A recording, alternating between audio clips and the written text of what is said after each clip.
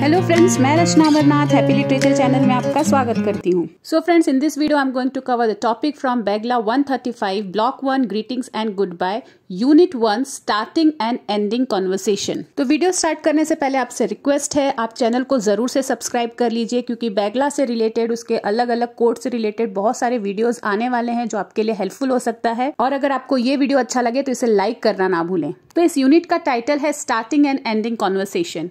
कोई भी कॉन्वर्सेशन को, मतलब बातचीत को स्टार्ट कैसे किया जाए, एंड कैसे किया जाए।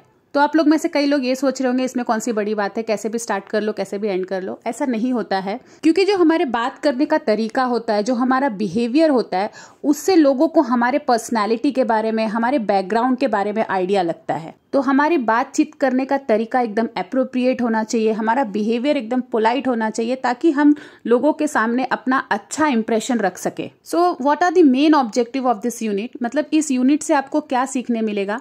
पहली चीज है, you will be able to begin and end conversation appropriately. Next is, you will have a better understanding of the etiquette to be followed and expression to be used. Etiquette का मतलब होता है rules of polite and correct behavior, जिसको हिंदी में हम शिष्टाचार बोलते हैं। और अपने स्पीच को मॉनिटर करना भी आप सीखेंगे इस यूनिट के through. So will start with understanding the meaning of etiquette and some rules of etiquette. So etiquette क्या है? एक सिस्टम ऑफ रूल है जो आपको ये बताता है कि एक पोलाइट बिहेवियर कैसा होता है और आपको किसी के साथ कैसे बिहेव करना चाहिए। तो एटिकेट्स के रूल में जो चीजें आती है, जैसे कि टेबल मैनर्स, मतलब जब हम टेबल पर बैठते हैं लोगों के साथ तो हमको कैसे बैठना चाहिए, अगर हम खाना खा रहे हैं तो कैसे खाना चाहिए, हमको स्पून कैसे पकड़ना चाहिए, ये सारी चीजें एटिकेट के रूल्स में आता है। फिर अपने आप को कैसे इंट्रोड्यूस करना चाहिए दूसरों से, दूसरों की बात कैसे सुननी चाहिए, अगर हम किसी के घर पर जाते हैं तो हमको कैसे बिहेव करना चाहिए। तो इस तरीके की बहुत सारी चीजें जो है वो एटिकेट के रूल्स में आते हैं। तो एटिकेट के कई सारे रूल्स अगर आप देखेंगे तो आपको बहुत सिली लगेगा, क्योंकि वो कई साल पहले उसकी शुरुआत हुई थी जब सिचुएशन अलग था और अब की सिचुएशन अलग है। और कई रूल्स ऐसे हैं जिसमें बिल्कुल आपको सिली नहीं लगेगा, मतलब थोड़ा सा लॉजिकल लगेगा, रेलेवेंट लगेगा। तो वही सारी चीजें हम डिस्कस करेंगे। तो बेसिकली इसका जो मेन मोटिव होता है एटिकेट का, वो ऐसा है कि आपका बिहेवियर ऐसा होना चाहिए कि जो सामने वाला इंसान है आपके बिहेवियर से निराश ना हो, दुखी ना हो, आपके वजह से कोई अनकंफर्टेबल ना हो। सो kindness is always good manners and unkindness is never. तो ये यूनिट पढ़कर, ये ब्लॉक पढ़कर आपको एग्जाम के लिए तो बेनिफिट होगा ही, साथ साथ आपको अपने पर्सनल लाइफ में भी बहुत ज्यादा बेनिफिट होने वाला है। इससे आपकी पर्सनैलिटी ग्रो होगी। Okay, before we see the some rules of etiquette, first we will see the origin of etiquette. तो यहाँ पे कुछ एग्जाम्पल है जिसके थ्रू लोगों को ग्रीट किया जाता है, एक पोलाइट वे में लोगों से कम्युनिकेट किया जाता है। तो आपने कई बार देखा होगा कि आदमी थोड़े से अपने हेड को लिफ्ट करते हैं। तो इसकी ओरिजिन क्या है, मतलब इसकी शुरुआत कैसे हुई थी? कई साल पहले की बात है जब एक नाइट, मतलब कि जो रॉयल गार्ड होता है, वो अपने हेलमेट के वाइजर को थोड़ा सा लिफ्ट करता है ताकि वो अपना चेहरा दिखा सके। तो उस दिन के बाद से लोगों को ग्रीट करने का ये जो एक तरीका है अपने हेड को लिफ्ट करके, वो ट्रेंड में आ गया। फिर एक दूसरा एग्जाम्पल है जो लोग एक दूसरे से हाथ मिलाते हैं। तो इसकी शुरुआत कैसे हुई? ये भी कई साल पुरानी कहानी है, जब एक आदमी अपने हाथ को बाहर कर लेता है ये दिखाने के लिए कि उसके हाथ में कोई वेपन, कोई डैगर नहीं है। इसी तरह एक और एग्जाम्पल है, आप लोग ने कई बार नोटिस किया होगा, इनफैक्ट एक्सपीरियंस भी किया होगा, जब मैन रोड पर वॉक करके जाते हैं और उनके साथ कोई लेडी हो, चाहे उनकी मदर हो, डॉटर हो, बहन हो, वाइफ हो, तो वो हमेशा साइड वॉक के बाहर से चलते हैं। मतलब जो मेन रोड है जहां पर गाड़ियां आ रही है, जा रही है, वहां और लेडी के बीच में वो खुद चलते हैं ताकि लेडी को किसी से टक्कर ना लगे और वो सेफ रह सके। तो इस बिहेवियर को बहुत ही जेंटल माना जाता है, ये जेंटलमैन लोगों का बिहेवियर है ऐसा कहा जाता है, और इसका भी ट्रेंड बहुत पहले से शुरू हुआ है। Then one last example, a man helps a woman across a street or out of a car because years ago in a western countries women's skirt reached to the sole of their shoes। एक औरत का skirt जो कि बहुत लंबा होगा, वो एक आदमी के शू के सोल के आगे ट्रिप हो गया था, मतलब फंस गया था। तो उन लोगों को स्कर्ट को ऊपर, थोड़ा सा ऊपर उठाकर चलना पड़ा था, वो भी नीचे देखते हुए, ताकि वापस से वही चीज ना हो, मतलब वापस से सोल के नीचे ना आए। तो ये तो बहुत ही सिली सा एग्जाम्पल है, ऐसा नहीं भी होता फिर भी हेल्प करना चाहिए। So times and manners have changed but some rules of etiquette are followed all round the world, specially in formal situation.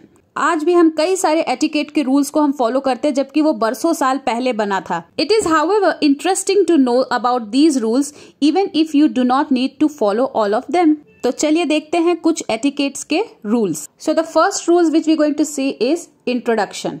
तो आप कभी भी किसी से मिलते हैं और आपके साथ कोई है तो आपको हमेशा उस इंसान को इंट्रोड्यूस कराना जरूरी है। ये आपके एक अच्छे बिहेवियर में काउंट होगा। चाहे वो आपसे छोटा हो, चाहे वो आपसे बड़ा हो, आपको उससे इंट्रोड्यूस कराना है। अगर आप किसी ऐसे फ्रेंड से मिलने जा रहे हैं और आपके साथ एक और फ्रेंड है पर वो दोनों एक दूसरे को नहीं जानते, तो आपको जरूर उससे इंट्रोड्यूस कराना है। या फिर कभी ऐसा सिचुएशन होता है कि आपके साथ आपका कोई फ्रेंड आपके घर तक आया आपको छोड़ने के लिए, या आपके घर के तरफ से गुजर रहा है, तो उसे जरूर ऑफर करो कि आपके घर के अंदर वो आए, आपके फैमिली मेंबर से वो मिले। तो अगर आप इनमें से किसी भी रूल्स को नहीं फॉलो करते हैं, इग्नोर करते हैं, तो आपका जो बिहेवियर है, जो आपका एटीट्यूड है, वो रूड में काउंट होगा। So here important thing is always introduce a younger person to an older person. When you are with one friend and meet another, you must immediately introduce them if they do not already know each other.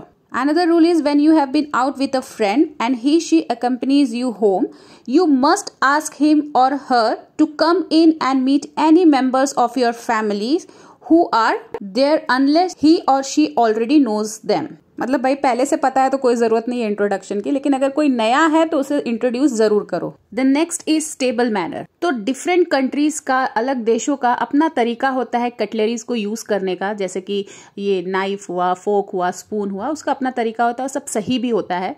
तो अगर table पर already cutleries को set किया गया है तो हमें उसको उसी ऑर्डर में यूज करना है। मतलब जो बाहर की तरफ है, जो आउटसाइड है, उसे हमें हमेशा नेक्स्ट यूज करना है। और फिर जो नैपकिन होता है उसे कभी भी कॉलर में नहीं टक करना है या फिर पॉकेट में नहीं, सीधे उसे अपने लैप पर, मतलब अपने गोद में अच्छे से उसे स्प्रेड करना है, उसे अच्छे से बिछाना होता है, ताकि अगर हम कोई भी चीज खाए और गलती से गिर जाए तो वो उससे हमारे कपड़े ना खराब हो। और दूसरा, टेबल पर बैठने का तरीका अच्छा होना चाहिए। रोबोट की तरह बैठने की जरूरत नहीं है, कंफर्टेबल होकर ही बैठिए, लेकिन उस पर सोने की जरूरत नहीं है। कोई लोग होते हैं उस पर आधा सो जाते हैं और खाते रहते हैं, तो वो तरीका बहुत ही गलत है। और सबसे इंपॉर्टेंट बात, अगर आप कहीं इन्वाइटेड हो खाना खाने के लिए, डिनर के लिए, लंच के लिए, तो पहले कभी भी शुरुआत मत करना जब तक होस्ट ना शुरुआत करे। मतलब जिन्होंने आपको बुलाया है, जब तक वो ना शुरू करे तब तक आपको शुरू नहीं करना है। ऐसे हम अकेले में चाहे जैसे मन करे वैसे खाएं, लेकिन अगर आप किसी के साथ में बैठ के खा रहे हो तो हमें थोड़ी बहुत चीज़ों का ध्यान रखना चाहिए कि पूरा मुंह में ठूस के खाना नहीं खाना चाहिए। मतलब पूरा मुंह भर लो, बड़े बड़े बाइट लेकर खाओ। ऐसे खाना खाने से आपके जो सामने जो बैठा है ना, उसे इरिटेशन होता है। तो एकदम छोटा बाइट लेकर आपको खाना है, जब तक वो बाइट फिनिश ना हो जाए दूसरा बाइट आपको नहीं लेना है। तो टेबल मैनर्स में ये सिर्फ थोड़े बहुत एग्जाम्पल दिए गए हैं, ऐसे और भी बहुत सारे रूल्स हैं। Then third point is gift. आपको गिफ्ट किस तरीके से देना चाहिए, किस तरीके का देना चाहिए। तो अगर आप किसी को गिफ्ट दे रहे हो और आप उसे बहुत अच्छे तरीके से जानते हो तो आप जो मन करे वो गिफ्ट दो, जो उसे अच्छा लगे वो गिफ्ट दो। लेकिन अगर आप किसी को बहुत कम जानते हो तो ज्यादा एक्सपेंसिव गिफ्ट या फिर काफी पर्सनल गिफ्ट देना अच्छी बात नहीं है। उसे चॉकलेट या फिर फ्लावर्स भी दे सकते हो, चाहे वो लड़का हो चाहे वो लड़की हो, क्योंकि अगर आप उसे कम जानते हो और एक्सपेंसिव गिफ्ट दोगे या फिर पर्सनल गिफ्ट दोगे तो उसे आपके इंटेंशन पे डाउट होने लगेगा। Then next point is acknowledgement. Acknowledgement means act of showing that you have seen or noticed somebody or something. मतलब कि तुम्हारा कोई जान पहचान का इंसान है, अगर तुम उसे देख के स्माइल करते हो तो तुम उसको acknowledgement दे रहे हो कि हाँ मैंने तुम्हें नोटिस किया, मैंने तुम्हें देखा।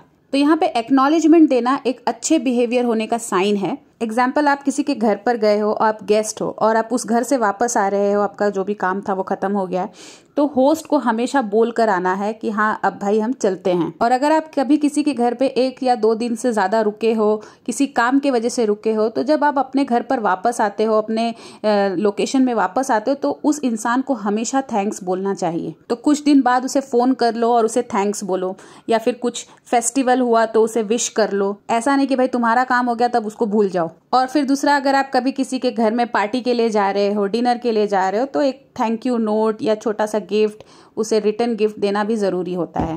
Then the last point is courtesy to ladies. Courtesy means very polite behavior, very gentle behavior. So let's read what it is given.